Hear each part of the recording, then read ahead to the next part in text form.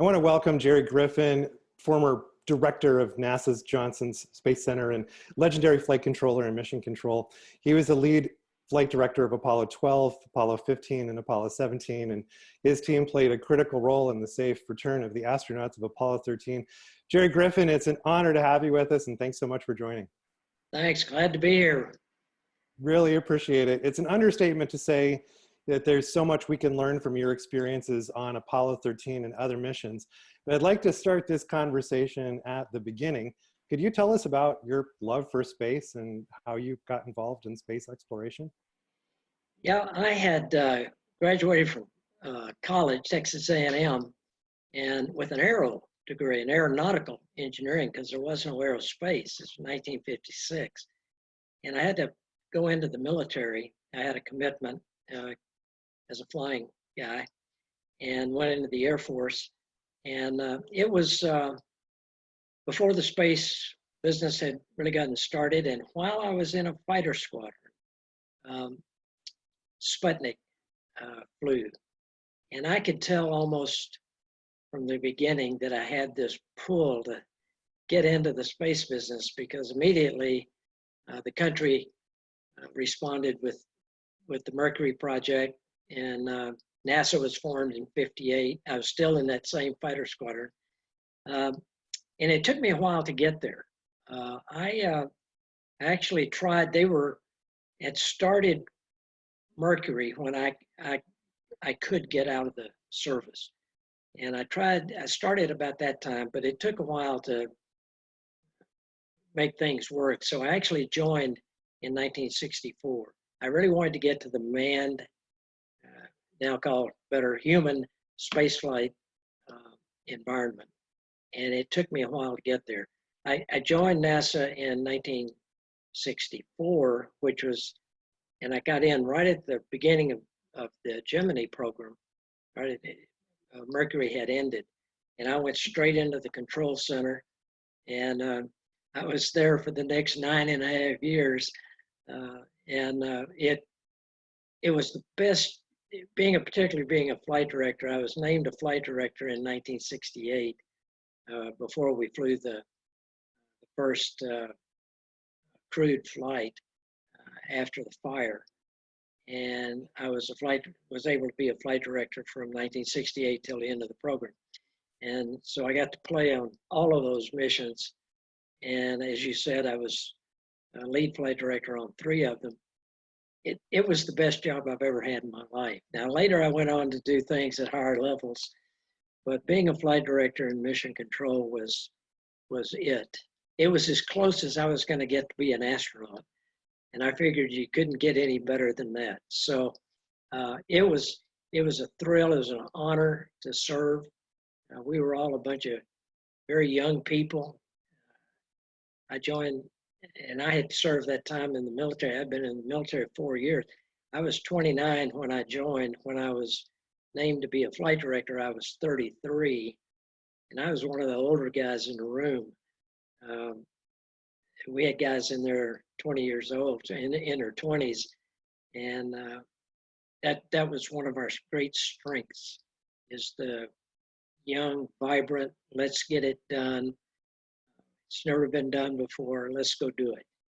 And that's what I try to pass along now to the kids that I talk to a bunch, that, you never know what's going to happen. Be ready. Be ready with STEM or STEAM backgrounds, and so that you can take that opportunity like I did to pivot in my career. I would have probably stayed in the Air Force had it not been for the space program. And I pivoted and went into, and it was the best decision I ever made. So all you kids out there, be ready. Great advice. Be ready, especially now. So that's great advice for the kids out there. Looking back into those days when you entered the space program, when you came in the early 60s and 64, and then became a flight director in 68, you're probably thinking on some early lessons that you'd learned from your teachers and mentors. Could you talk about some of your early teachers and mentors that might stick out, and maybe some lessons that you kept in mind when you went through this really crazy, incredible creation of what is now a legendary system? You know, if I can remember teachers clear back to middle school for sure. And I remember one high school teacher I had that, and she was my favorite. Her name was Garrett, and Catherine Garrett. And she didn't teach a technology course. She taught American history. And she infused in us things I can still remember today about what we did that was right, some of the things we did that were wrong in our history, but always that keep pushing the frontier, push the frontier. That's how we opened the American West, and it was not easy. And she talked a lot about the hardness of it. And I remember I have used that as analogy because it was the same thing trying to push the frontier of space, and we've just begun, really. I mean, the moon is so close to us. We haven't really, we're going to send humans to deep space someday. Mm-hmm. Even that at Mars will be a small step Mm-hmm. in the big picture. So I think Catherine Garrett instilled in me early on is keep looking ahead, push for the future, improve it. And that carried over to me. In college, I remember a number of professors, most of them were aeronautical engineering professors that gave me the grounding, the technical grounding to go on. And one of the things that was interesting is that, we didn't have any aerospace curriculum. It was all aeronautical engineering. So when I first got into the space program, I didn't know what an orbit was. I didn't know how did you put something in orbit and get it to stay there. And that was true of a lot of us in that early going. But it shows you what education will do. We knew critical thinking. We knew how to solve problems. That was really what we were after. And trying to learn about space trajectories and what they were and all that kind of fell in naturally. And thank goodness we had some physics majors with us in mission control, and we had some astronomers, and they knew something about how orbit, and mathematicians that knew how orbits worked and how you had to maneuver in order to change them and things like that. But again, those of us that had not had that kind of background picked it up pretty fast. And I think it was because of our preparation in the basics and the art of critical thinking and problem solving.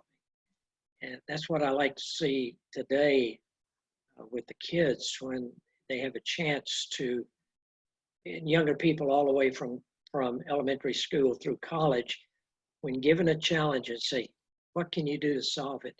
Most of them are pretty good at it. And particularly those that have had a little science or math or something in their background. So I think that all helped us, and the education piece of it was critical.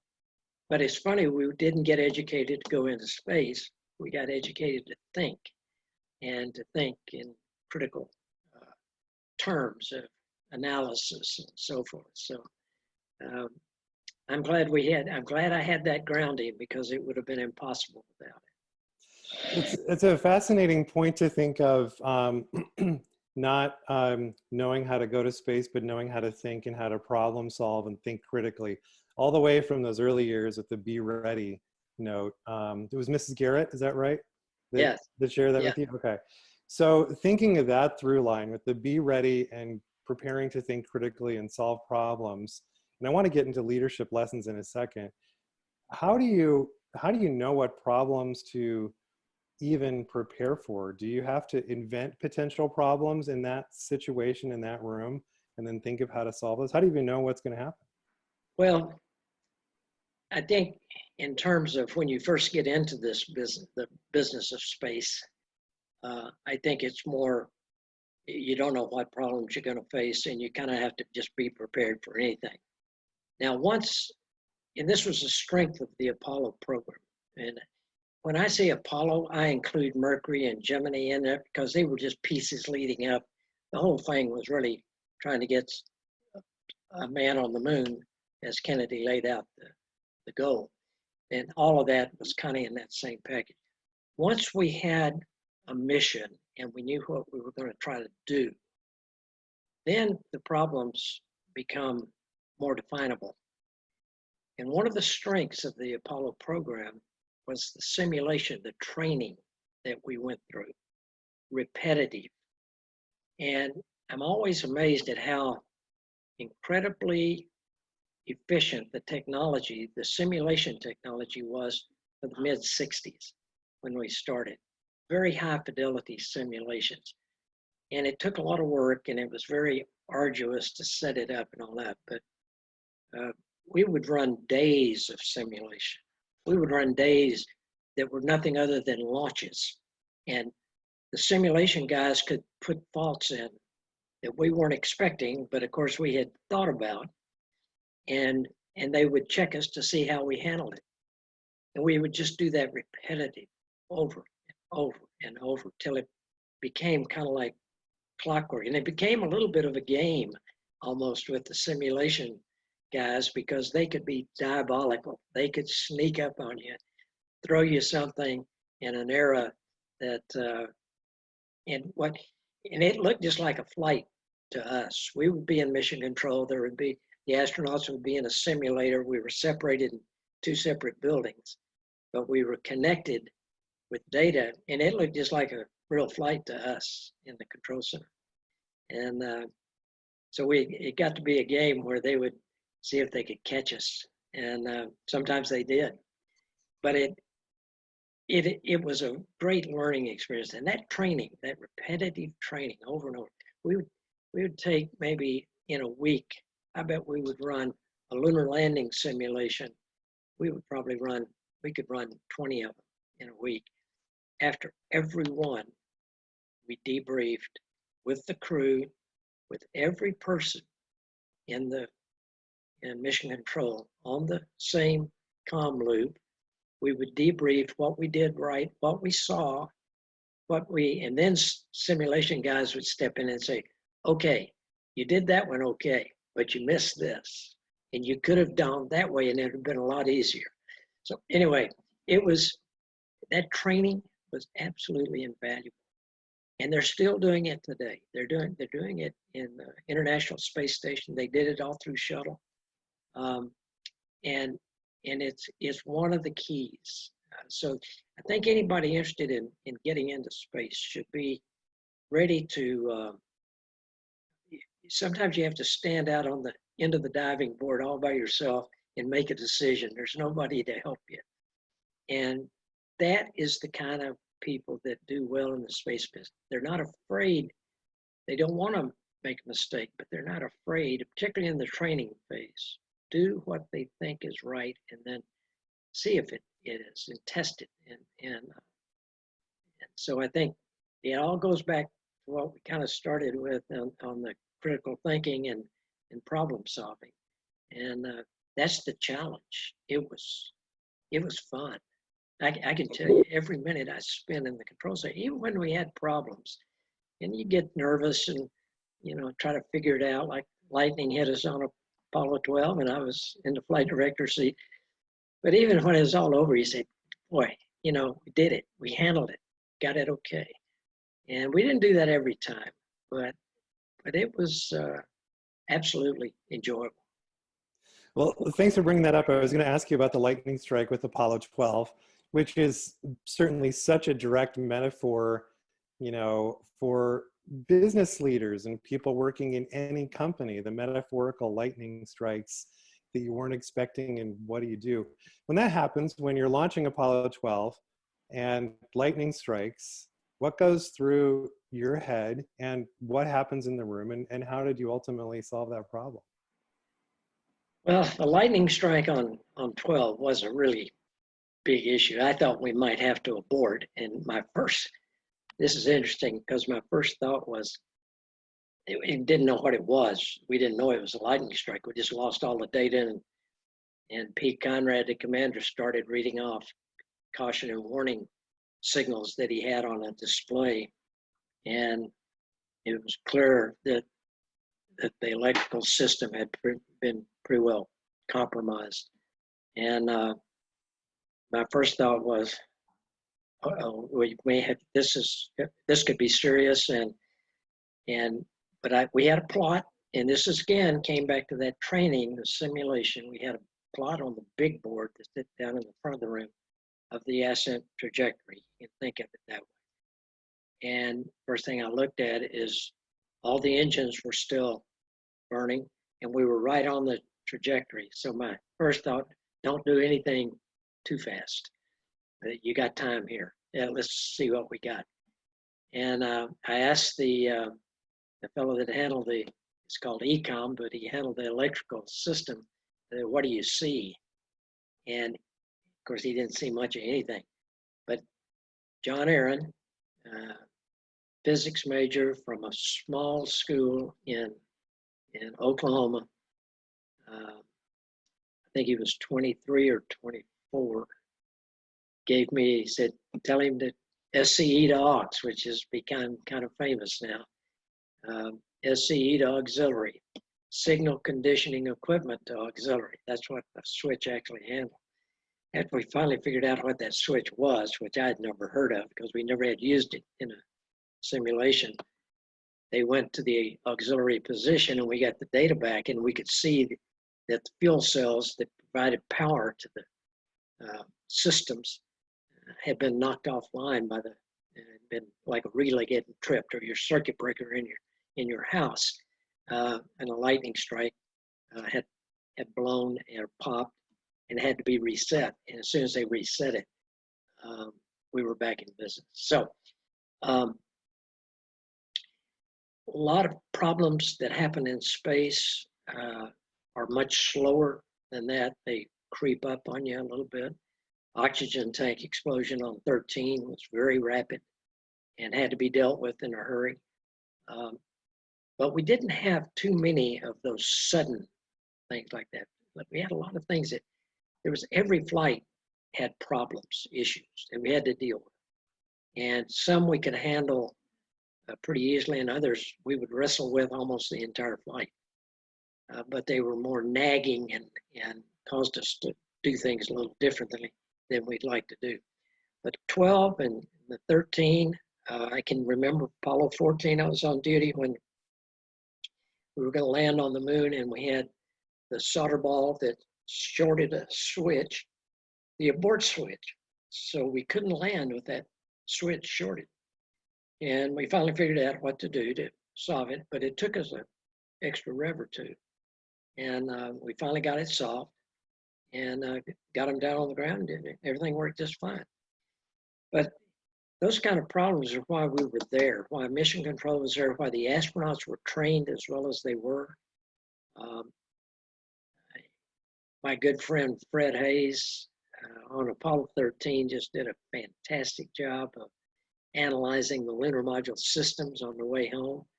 And of course, we had computers and people and all that. And tell the truth, I think Fred had it figured out about as well as we did. How much consumables, the quantities were left, and so forth. And but the astronauts were extremely well trained. And then when we integrated that with mission control, it made a heck of a team. It was an incredible team.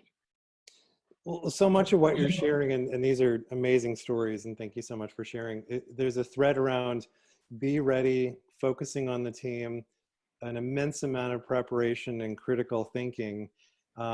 In today's environment, when people in companies in their everyday lives, everybody now is flying without a script, so to speak, flying without a flight plan. What are some key pieces of advice you would have for people looking to manage change, be more agile, think on their feet, work in team environments from what you've called over, decades of this expertise, working in mission control? Yeah, I really think that another secret to to Apollo was our leadership. And I'm talking about leaders above me and leaders of other groups below me.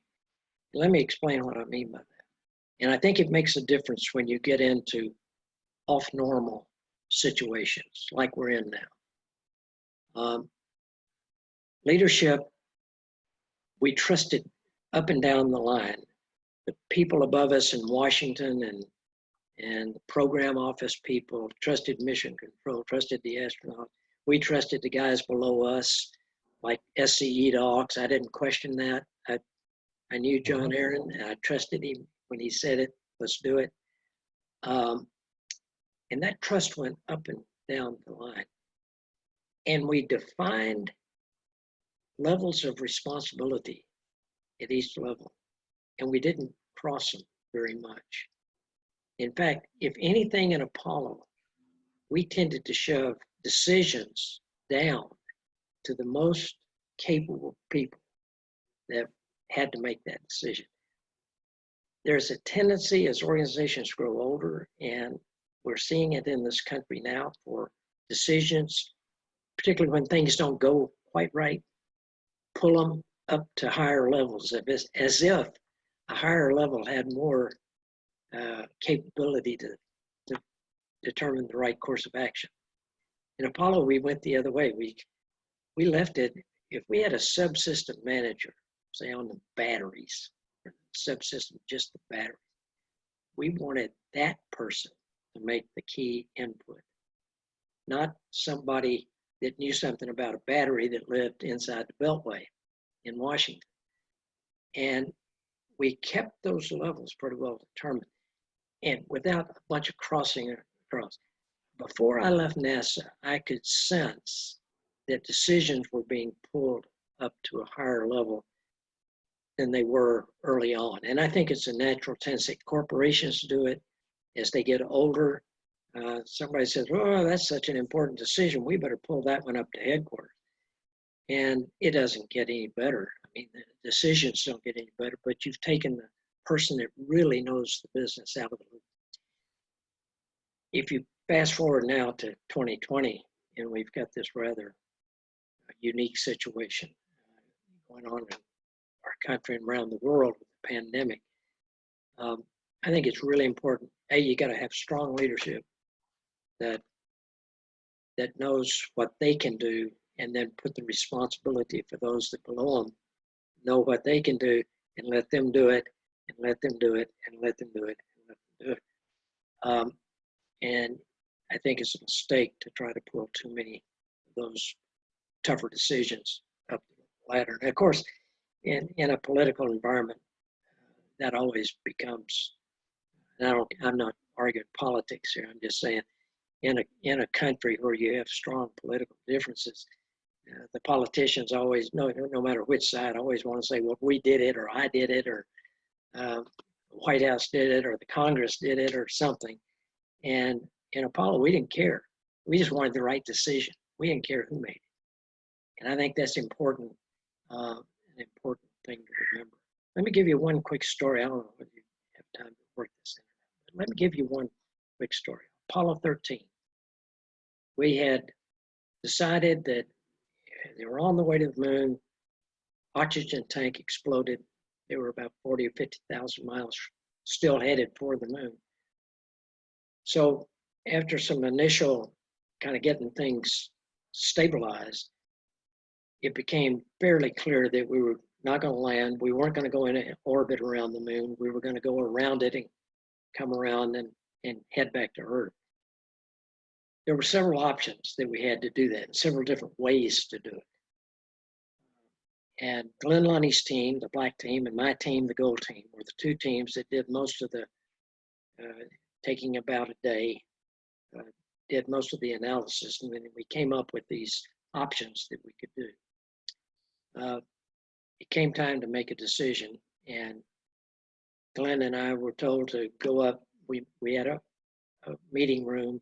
Actually, we went up to the viewing room on the control center on another floor, and there was the face of NASA we were looking at. These two young guys, both of us I was 34, I think, and Glenn was 31 or 2. And we were looking into the head of the agency. I think Von Braun was there, I can't remember, Chris Kraft, all kinds of leaders from George Lowe, program manager, and others. And here are the 2 young guys. So we briefed them on the options and said, the one we favor is we call PC +2, paracynthian, which is the point of closest approach as you go around the back of the moon, +2, which meant we were going to make a maneuver 2 hours after passing that point to speed us up, get us back to Earth. And so we went through all these options. And then we said, okay, and we think PC +2 is best. And so he said, any comments or anything? In today's environment, I think you would have had several people holding it. Well, did you think of this? And did you think of that? And why didn't you think of this? And why did you like this over that? There was a long silence. Nobody said anything. And finally, the head of the agency, Tom Paine, the NASA administrator, said, what can we do to help you? That was all. We said, we think we got it, sir. And he said, okay, let's go. So we back to the floor of the control center, and the rest is history. It worked. My point is that nobody tried to, they knew we were in the best position to analyze all of that. And they could listen to us, and they trusted us. And that story drove home to me what good leadership really is. Listen, but don't try to decide things you are not expert in. Just don't go there. Trust the people. Build your team. That's amazing. Thank you for sharing that. Listen, build your team. Be ready. Trust. Be ready. Get out of the way. Yeah, get out of the way and let them do it. In some cases, and let them do it. That's exactly right. Now, that's a fascinating story. One other point on that I'll throw in, or as an added thought. The people today at NASA, they're contractor people. They're just as good as we were. All they need to be done is give a mission, a goal, give them the resources to do it. We had those resources. And then get out of the way and watch them. They will do it. They'll do it very, very well. Now, those people are going to get older, and they're going to wind up like me, not in the program. So we got to have some more young people coming behind them that are going to be the same way. And that's why we need to keep the whole idea of STEM education, keep it coming, because we're going to need that workforce. Really, as we take those longer steps into deep space, we're going to need even more than what we have today. It's so true. And, based on that, that transition to teaching and mentoring and empowering future explorers through STEM and STEAM education, I want to talk about the Cosmosphere, because the Cosmosphere very kindly introduced us. The Cosmosphere is why we're here. Moving forward to the very exciting telethon, which is going to be happening a week from Sunday, I was wondering if you could share your relationship with the Cosmosphere, and maybe a reason or two why you're passionate about the institution, and also the importance, I think, of legacy and continuing to plan for future generations, and why that's so critical now more than ever. Well, Cosmosphere to me it's one of the favorite places I go, and it's not real easy to get to Hutchinson sometime in Kansas, but that's okay. That's okay. I don't care whether it's winter, summer, or whatever. From the first time I went there, I could tell there was something special when I walked in. It was an environment. It was also the people that I met there, and they've changed over the years. But the character and the way they do business at the Cosmosphere has not changed.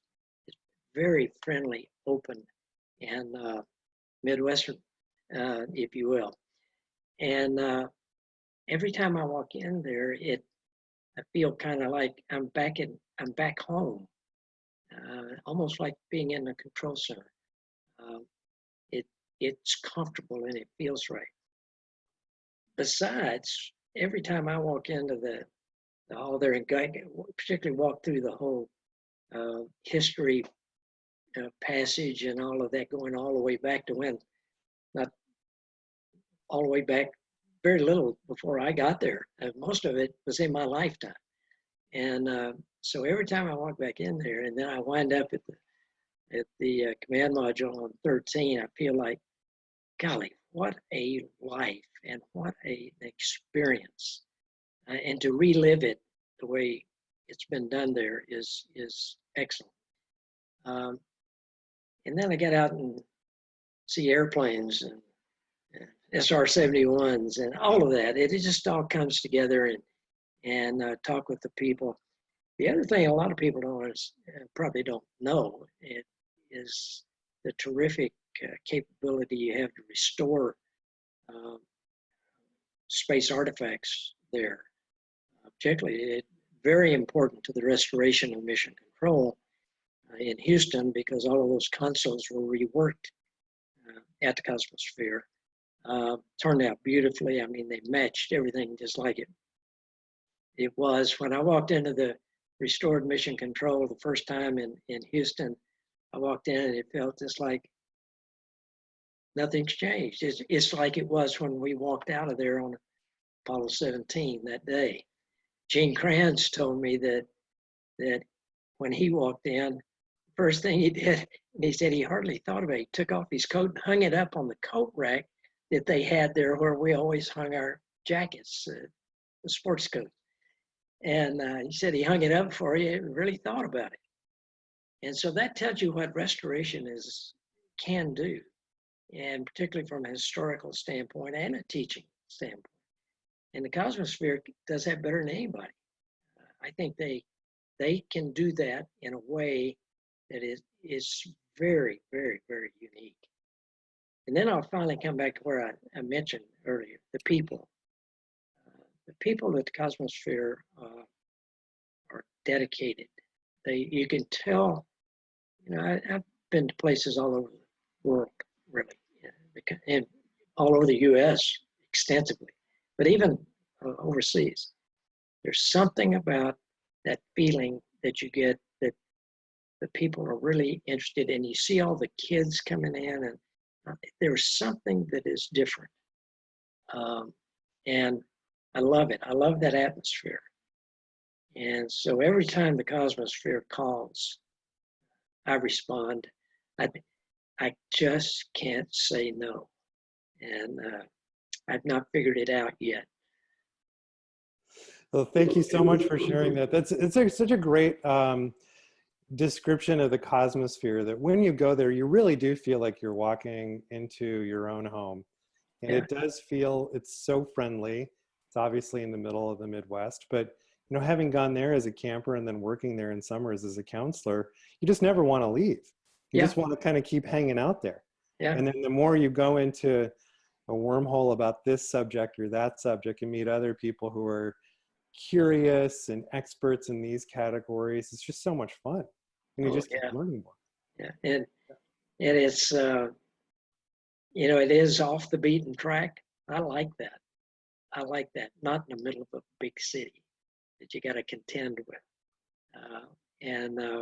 It's a great place to go to learn and reminisce for us that lived a lot of that. It's a great place to go.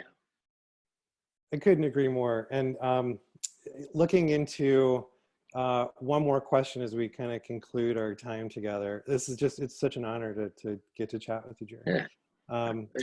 We talked about be ready, critical thinking, the importance of planning. For folks out there who are watching this on Sunday or on YouTube later on, what's your advice for young people looking to get into space exploration, to do what they love, to follow their passions? What should they be thinking and what should they be doing? I think probably the most important thing for young people to think about is that there is a lot of aura and glamour to space travel and space exploration and that kind of thing. And some of that, I think some kids, young people in general, think, oh, it's too complicated for me to do. You know, it's just, you know, it's something I couldn't do. Well, they're wrong. Space travel, space exploration really comes back to a nuts and bolts and software and programs, and it's not something that's mysterious. It's different because the environment is different, but